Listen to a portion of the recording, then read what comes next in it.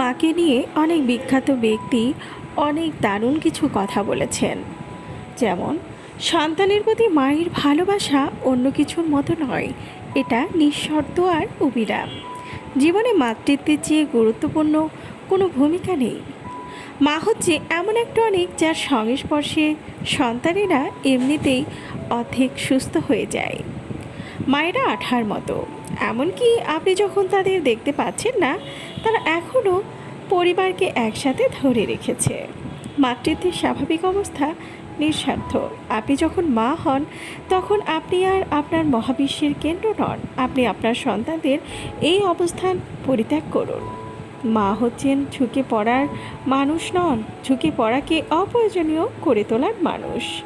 একজন মা এমন একজন ব্যক্তি যিনি 5 জনের জন্য মাত্র 4টি পাই দেখতে পান। অবিলম্বে ঘোষণা করেন যে তিনি পায়ের যত্ন নেননি। একজন মা হলো এমন একজন মহিলা যিনি অন্ধকার দেখলেই আপনাকে আলো দেখান। মা হলো স্নেহের ভাণ্ডার, যা কখনো নিঃশেষ হয় না। যদি আপনার মা থাকে, তবে এমন কোথাও নেই যেখানে আপনি যাওয়ার সম্ভাবনা নেই, যেখানে ইতিমধ্যে প্রার্থনা করা হয়নি। যে কেউ আমাকে সর্বোচ্চ প্রশংসা বলতে পারে যে আমি একজন ভালো মা। একজন মায়ের শক্তি অন্য কিছু নয়, তারা তাদের সন্তানদের লালন পালন করতে পারে, ভালোবাসতে পারে আর শাসন করতে পারে। যখন তারা কাজ করে, বাড়ির দেখাশোনা করতে পারে আর কখনো কখনো চাকরি বন্ধও করে দেয়, তারা সত্যি আশ্চর্যজনক। আমার মা আমার রোল মডেল ছিল। আগে আমি জানতাম যে শব্দ কী ছিল। কখনো কখনো মাতৃত্বের শক্তি প্রাকৃতিক নিয়মের চেয়ে বেশি। একজন মা ঝুঁকে পড়ার ব্যক্তি নন, বরং একজন ব্যক্তি হেলানকে অপ্রয়োজনীয় করে তোলেন। আমি একজন শক্তিশালী মহিলা, কারণ একজন শক্তিশালী মহিলা আমাকে বড় করেছেন। সফল মা তারা নয় যারা কখনো সংগ্রাম করেনি, যারা সংগ্রাম করেও হাল ছাড়ে না। আমি জানি কিভাবে কি করতে হয়, কারণ আমি একজন মা। আমি নিশ্চিত যে বিভিন্ন জাতির মায়েরা মিলিত হতে পারলে আর যুদ্ধ হতো না। তার ক্ষতিগ্রস্ত পাপড়িগুলোই তাকে অন্য সব ফুলের চেয়ে সুন্দর করে তুলেছে।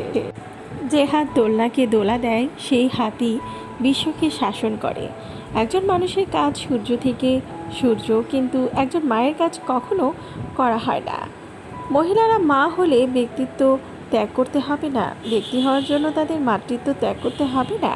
মুক্তির উদ্দেশ্য ছিল নারীর সুযোগ প্রসারিত করা, তাদের সীমাবদ্ধ করা নয়। নতুন সাধনায় যে আত্মসম্মান পাওয়া গেছে, তা মাতৃত্বের মধ্যেও পাওয়া যায়। নারীর সব অধিকারের মধ্যে সবচেয়ে বড় অধিকার হলো একজন মা হওয়া। মাতৃত্বে সমস্ত ভালোবাসা শুরু হয় এবং সেখানেই শেষ হয়। বেশিরভাগ মায়েরাই সহজাত দার্শনিক। আব্রাহাম লিঙ্কন বলেছিলেন, আমি আমার মায়ের প্রার্থনা মনে করি এবং তারা সবসময় আমাকে অনুসরণ করে। তারা সারা জীবন আমাকে জড়িয়ে ধরে আছে। মা সেই ব্যাংক যেখানে আমার সমস্ত কষ্ট আর উদ্বেগ জমা দিয়েছিলাম।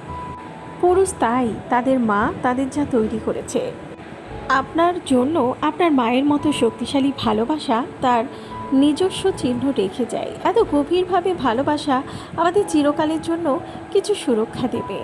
আমি বলবো যে আমার মা আমার জীবনের একক সবচেয়ে বড় রোল মডেল, কিন্তু আমি যখন তার সম্পর্কে এটা বলি, তখন এই শব্দটি যথেষ্ট পরিমাণে অন্তর্ভুক্ত বলে মনে হয় না। সে ছিল আমার জীবনের ভালোবাসা।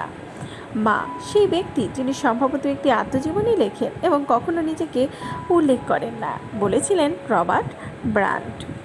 মহিলারা মা হলে ব্যক্তিত্ব ত্যাগ করতে হবে না, ব্যক্তি হওয়ার জন্য তাদের মাতৃত্ব ত্যাগ করতে হবে না। মুক্তির উদ্দেশ্য ছিল নারীর সুযোগ প্রসারিত করা, তাদের সীমাবদ্ধ করা নয়। নতুন সাধনায় যে আত্মসম্মান পাওয়া গেছে, তা মাতৃত্বের মধ্যেও পাওয়া যায়। জোডি পিকল্ট বলেছিলেন, কান্নার সবচেয়ে ভালো জায়গা হলো মায়ের কোল।